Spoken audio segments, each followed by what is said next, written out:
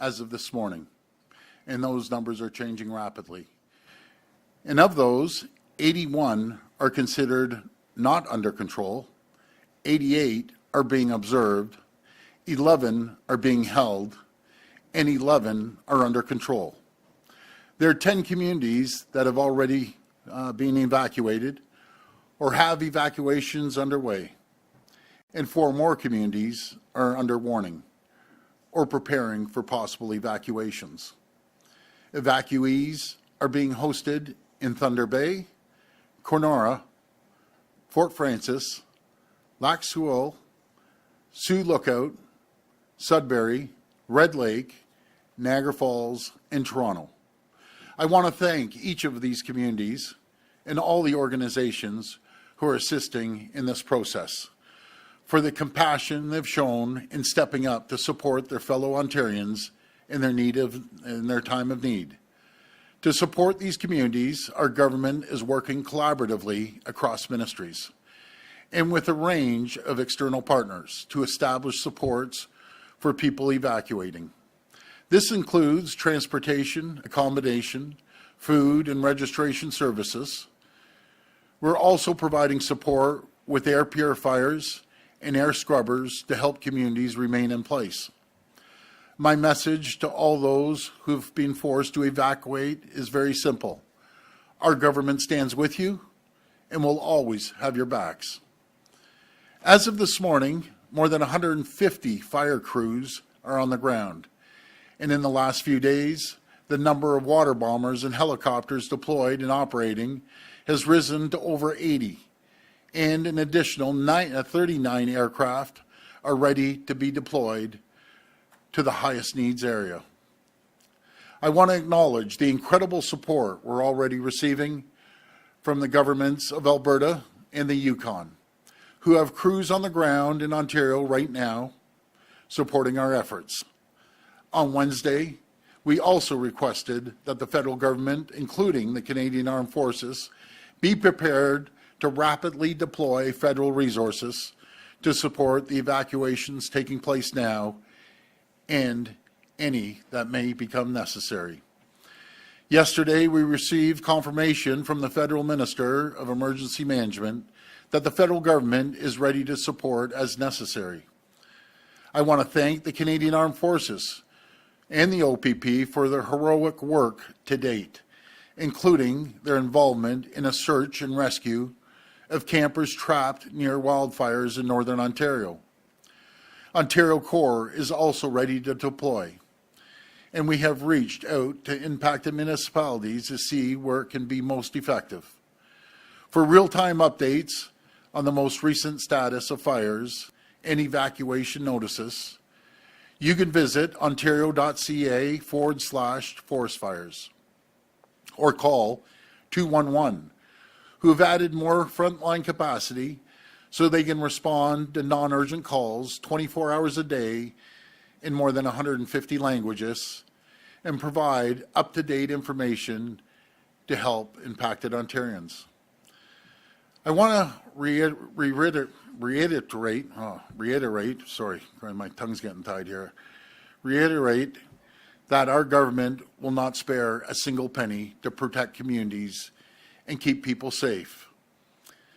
Since 2018, we've spent nearly $1.5 billion on wildland firefighting, more than doubling annual base funding from $70 million when we took office to $150 million today. That base funding ensures that firefighters, aircraft, and equipment are in place before fire season begins. But that isn't where the funding ends. Firefighting is based on need, so while the base budget is $150 million, every year we spend significantly more than that. For instance, last year the base budget was $135 million, but the actual spending was more than double that at $271 million. What I find despicable and disgusting, that opposition would politicize the amount of money being spent and going out there and putting false information out. And it's inaccurate, it's untruthful. In a time of a crisis, all levels of government need to come together, no matter if you're opposition or not. But to go out there and try to scare people and put out blatant lies about the amount spent is absolutely disgusting on their behalf. Ahead of this fire season, we added 68 new permanent positions on top of the 100 positions we added last year. We increased compensation for wildland firefighters, pilots, aircraft maintenance, engineers, and other critical frontline staff, so we can continue to recruit and retain the dedicated professionals we need to keep Ontario safe. We're also strengthening our fleet of firefighting aircraft by investing $650 million, which is the largest purchase in Ontario and Canadian history, to purchase 5 new helicopters and 6 new water bombers. We will not put a price on the safety of our communities, and I mean it when I say that we will spare no expense. I'll repeat that, spare no expense, like we have year after year after year. Once again, I want to thank the brave men and women who are working around the clock to fight these fires and protect our northern communities. And I want to assure them that we will have their backs no matter what. Thank you, and may God bless the people of Ontario. We will now take questions from the media. Media can come to the microphone and state their name and outlet. Just a reminder, the format is 1 question and 1 follow-up. First question. Hi, Lane Harrison, CBC News. I just have one for you, Premier, about the communities in the north. There's been some criticism from the Indigenous communities that have had to evacuate of your Ministry of Natural Resources, with White Sand First Nation saying in particular that the Ministry of Natural Resources didn't see the fire that raged through Collins until it was too late, and there's been some frustration about the evacuation process as well. Just what do you have to say to those communities who are frustrated with the response? Well, before I pass it over to the Minister, we are throwing every single resource we can. When you have 191 infernos running right across our province, we're deploying it based on the firefighters' expertise. We aren't the experts, they're the experts. And if they find there's one area that's burning out of control for one reason or another, we're going to listen to them. We don't direct our police, we don't direct our firefighters. We're there to support them any which way we can. I've talked to a number of chiefs and telling them that we're there to support them. But what's a miracle that no one's lost their lives? Because the incredible work our frontline firefighters, OPP, paramedics do an incredible job, our Canadian Armed Forces, no one has lost their lives, and thank God. I'll pass it over to the Minister. Well, thanks very much, Premier. In regards to what's happened over the last 72 hours, it's obviously been very difficult. When we're looking at these fires specifically, how they started, how they spawned, and just sort of looking at Collins just to sort of directly address your question, that particular fire started very, very close to community, which is something unusual, and we didn't really have a whole lot of lead time to be able to then get crews over there from the other fires that they were already fighting. I think at the time we had roughly 180 fires on the go. So we worked with the community, obviously, to advise them, of course, and they were able to evacuate and get out, which is obviously number one. That is our number one priority. And we're going to continue to work with them over the next little while in regards to kind of how things are going to flow. And obviously, we've got them safe now in Thunder Bay, which is incredible. And thank you to Minister Dunlop and her team for the work they're doing now to keep those people housed on the ground. So certainly a very tricky situation. We're working with First Nations partners all across the province, constant communication on a daily basis. Not just obviously First Nations, but also unorganized townships and municipalities as we deal with a pretty troubled time. Hi, Premier. Alyssa Mendez with the Canadian Press. It seems like most, if not all, of the First Nations communities that have been evacuated have been under self-evacuation orders. Why have those not come from the provincial government, and what are the criteria for ordering wildfire evacuations? Mike, do you want to take that one, or? Yeah. So when we move forward with evacuations, there's a few different ways that it works. Communities, of course, are more than welcome to self-evacuate if it makes sense for them. Often, usually what will happen first is they try to get vulnerable people out of communities. So folks with health issues, seniors, mobility issues, they're generally the folks that we try and get out first. So there's a couple of different ways that happens. They can either self-evacuate. They can work with the Ministry of Natural Resources and, of course, with the Ministry of Emergency Preparedness and Response. There's also federal government implications as well as we move forward with those evacuations. So those are sort of the order of operations. Once we know that fire is getting close to a community, we will, depending on where they are, sometimes the OPP will put an evacuation order in place. Sometimes the Ministry of Natural Resources provincially will put an evacuation order in place. And at that point, of course, we would work with community to be able to either evacuate them using planes. We have some Dash 8 planes that are available to land on smaller airstrips across the province. And then we also do have a contracted Boeing 737 that's able to move larger amounts of people should we need to do that.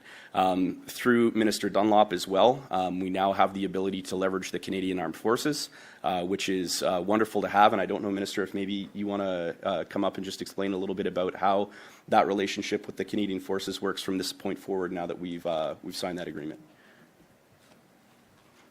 Well, thank you, Minister. I also want to touch on the evacuations, considering we're here at the Provincial Emergency Operations Centre. There's coordinated calls every day, not just once a day, it's throughout the day, depending on the situation and the crisis at hand.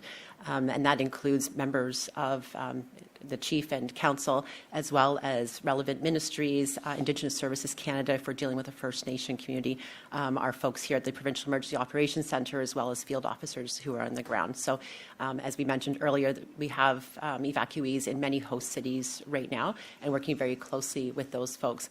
I was in touch with my federal counterpart for the last week, just letting her know that there may be a request for assistance coming.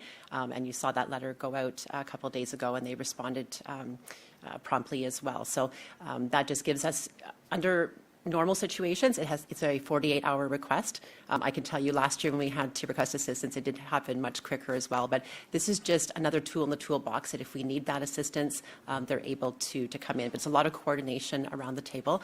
The Canadian military is also at our operation center here with us and on those calls too. So it's just being able to coordinate so that if we do need to get folks out in a hurry, we're able to, because we have to also remember when you're landing a Hercules in some of these smaller runways, you only have one shot at it because it tears up the runway. So we have to ensure that we're prepared to go if we need to call for that assistance.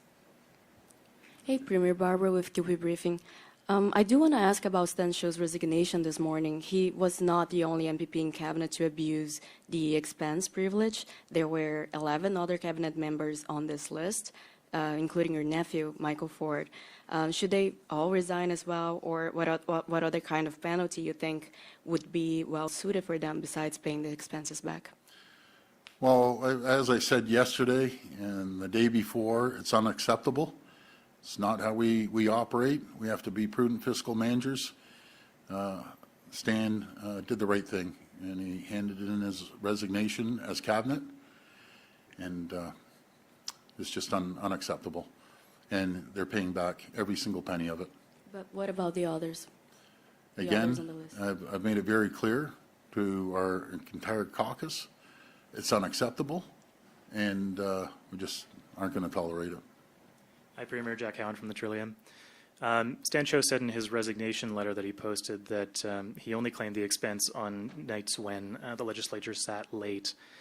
In December 2025, he claimed more than $6,000 under the exemption, but no sitting went past 6:31 p.m. that month. So how do you explain that? As I mentioned, it's unacceptable. It's not tolerated, and Stan did the right thing. Will you be taking a look at any other expenses claimed by your caucus, given the abuses of this exemption? Every single person is going to pay back every single penny. Rajpreet Sahota, the Narwhal. Opposition MPPs are reporting difficulty getting timely information needed to support their constituents. What kind of support do you acknowledge this, and what kind of support are you giving them? Why isn't this across government action? Yeah, go ahead. So thank you. I've personally been in touch with several opposition MPPs over the last, we'll say almost week, 72 hours at this point. Certainly welcome giving folks updates if they're looking for them.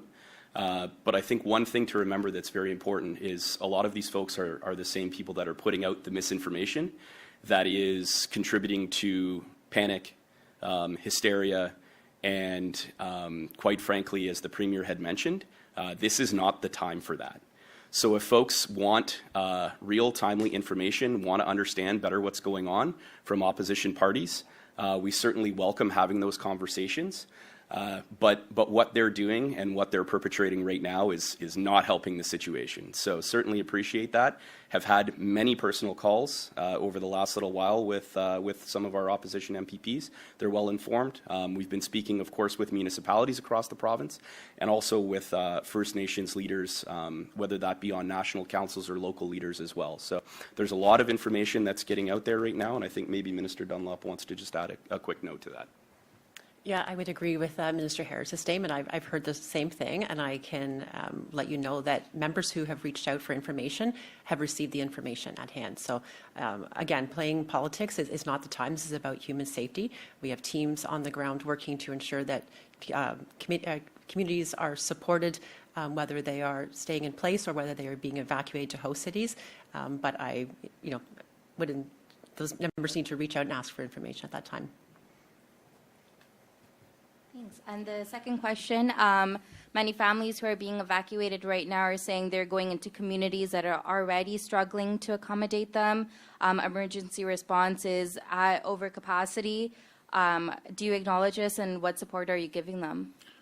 We're giving them every support we can. My heart breaks for families that actually lose their homes, but everyone's pulling together. I just listed off 10 different cities that are bringing them in and taking care of them, right from Thunder Bay to Kenora to Sioux Lookout, and Niagara Falls is taking care of quite a few people, in Toronto, and other areas that aren't as affected as what the North is. Even Sudbury. I talked to Chief Sonny last night from Arrowland, and he evacuated 15 hours on a school bus. Folks, this is a very difficult situation. Even to fly in to these communities on dirt runways when the fire's going and the smoke, our number one priority is to make sure they're safe, and that's what we've accomplished. Again, last year we had over 600,000 hectares on fire. This year, and it's changing on a daily, hourly basis, it's 650,000 acres already. And it's, thank God, no one has died. So that tells me the communities are cooperating. We have outstanding frontline responders. They're doing an incredible job putting their lives on the line. So everyone is pulling together. Hi. Om Shanbach, the Globe and Mail. The chief of the Collins First Nation says the Ministry of Natural Resources did not respond to requests for help from the community or properly warn people there of the wildfire that destroyed the community. What assistance is your government providing the community, and is your government reviewing its response? Sure. Yeah, as I had said earlier, the Collins fire in particular started very, very close to the community. When we were notified, obviously the fire had spread closer to community at that point. We did our best to mobilize assets to get them there. That's what we do in any case whenever we do have fires that are threatening communities. whether they're First Nations or municipalities, other municipalities across the province. The important part to remember about the incident in Collins is that everyone got out safe, and that is the #1 priority. We plan, just as we do with any evacuations or any more sort of precedent-setting circumstances. We do look back and we do try and have a little bit of a so-called after-action report, if you will, to see what we can always work better on. But in this certain circumstance, the important part was that people got out safe. There was no loss of life. The smoke in the area made it very, very difficult for our planes to get in. I think it took us almost 2.5 days to actually get a full sort of understanding of what had happened in the area, sort of, we'll just say, around Armstrong, because the smoke plumes were so thick. Like, you could see them from space. Like, that's how big they were. So we'll continue to work with Collins, and again, they're being housed, I believe, in Thunder Bay right now, Minister Dunlop, if you want to talk a little bit more about that. Yep. Thank you. We do have an evacuation center set up in Thunder Bay for folks from Collins and Armstrong, which are both unincorporated communities. And we have our Ontario Corps partners who are supporting those efforts. Canadian Red Cross is standing up that evacuation center. Global Medic is supporting that as well. We also have Ontario Corps volunteers from the Thunder Bay and surrounding area who are help supporting those efforts as well. So we're working very closely with the communities. We also have Ontario 211, which is now set up as an information line so that folks who are wanting to know where the evacuation center are, any additional support information they need, they can contact 211 as well. What is the government doing to provide assistance to those communities? Well, first of all, we're flying them out. We're providing hotel rooms. We're providing food. We're supplying anything that they need, and they'll be safe. That's our #1 priority, is to make sure the elderly, young people, and the whole community is taken care of. And again, moving these amount of people in the middle of an inferno, it's incredible the job that our frontline responders are doing, from everywhere, from the pilots to the engineers to the wildland firefighters. They've done an incredible job, actually, absolutely incredible. Hi, Premier Siobhan Morris, CTV News. We've seen some U.S. lawmakers the last 24 hours complain about the fire or the smoke from our fires and threaten Canada in a way. Have you had any dialogue with any of the people in the U.S. you have relationships with, trying to set them straight and finding ways that they might be able to help? Well, 2 governors I talked to, Governor Healy from Massachusetts called up to see what they can help out on, what they can send.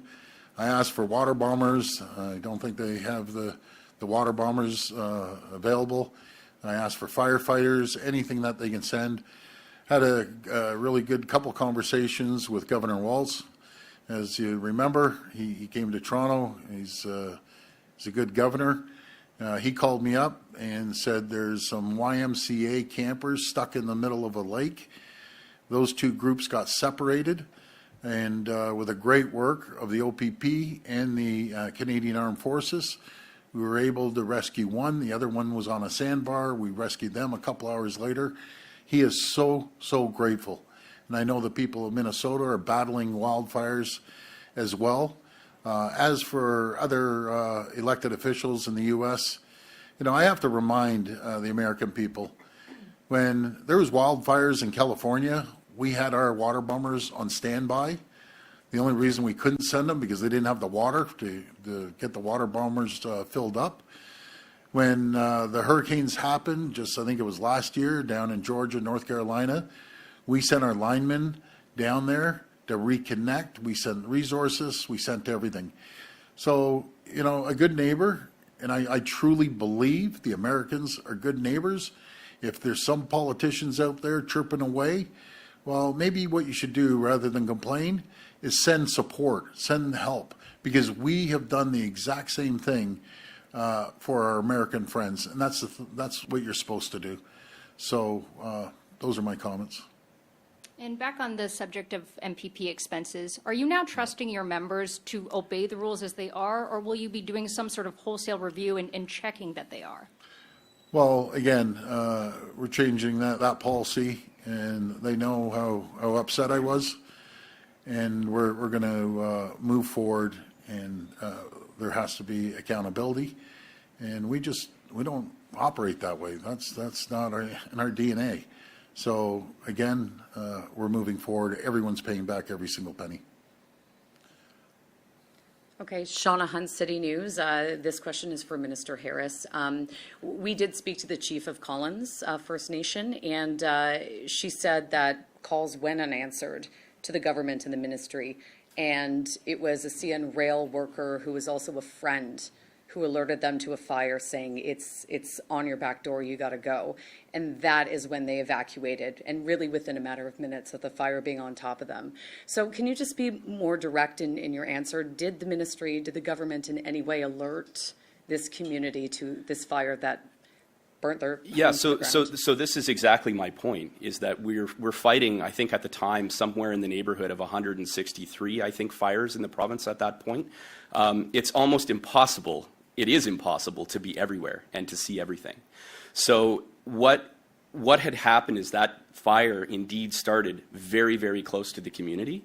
We were all sort of, working in concert, in partnership at the time to see what was going to be possible, how we could get people out.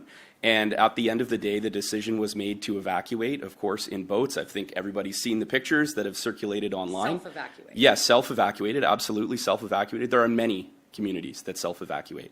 But when a fire is that close and spreads that quickly, it was spreading at a rate of 4 kilometers per hour, which is unheard of when it comes to fires. We have not seen fire behavior like this. I believe the fire started, and I don't want to say don't quote me on this, but I think it was about only 15 kilometers from town. So if you can imagine, from the time the fire was spotted to the time it was essentially on top of everybody was only within a couple of hours. So we did our best. Like I said, we're fighting 150, 160, 170 fires at the time across the province. So we'll continue to work with Collins to look at what's going to happen as we move forward in the future. But again, as the Premier said, I've said, as Minister Dunlop have said, public safety is the #1 priority, and we will spare no expense. We will have every conversation that needs to be had as we move forward to deal with these situations. They're very, very difficult situations. Okay, just a quick follow-up. I know that some evacuees have been flown to Toronto and you said Niagara region. How many people is Toronto taking in? Or how many are here now and how many more are expected? Yeah, maybe you can give the exact numbers. I don't think we have the numbers broken down. When I talked to Chief Sonny, he evacuated the Sudbury. Again, everyone's filling in where they can, so maybe you might have the exact number. No, I don't have the exact number in front of me. Toronto has put up their hand and offered to take evacuees. We were looking at the Mississauga area. I think what's important to remember is when we're looking at host cities is the adequate health services in the area, because we want to provide wraparound supports while people are here. So having adequate health care in the area, as well as social service supports as well. So that's the important thing. So when we're looking at some of the communities that people are saying are exhausted right now, it is a lot on the community, but to have those adequate services there are still our primary. So we're looking at some of the northern communities. He said Niagara Falls as well. We have communities coming to us, putting their hand up, offering to help out. Again, doing some investigation. It's very kind, and I thank those communities for doing that, but we want to ensure that adequate care and supports are there for people during that time, because this is not a short-term thing, right? People aren't in for a week and back home again because they don't know what they're going back to. Sometimes it can be several months. We want to ensure that the services are there and those people are supported during that difficult time. And I just want to mention, the Minister, both of them are doing an incredible job. The Ontario Corps, that's where they come into a big play, is after, these wildfires are gone, they'll be in there supporting them on cleanup, on food, on quite a few different areas. Hi, Premier. Miana for Radio-Canada.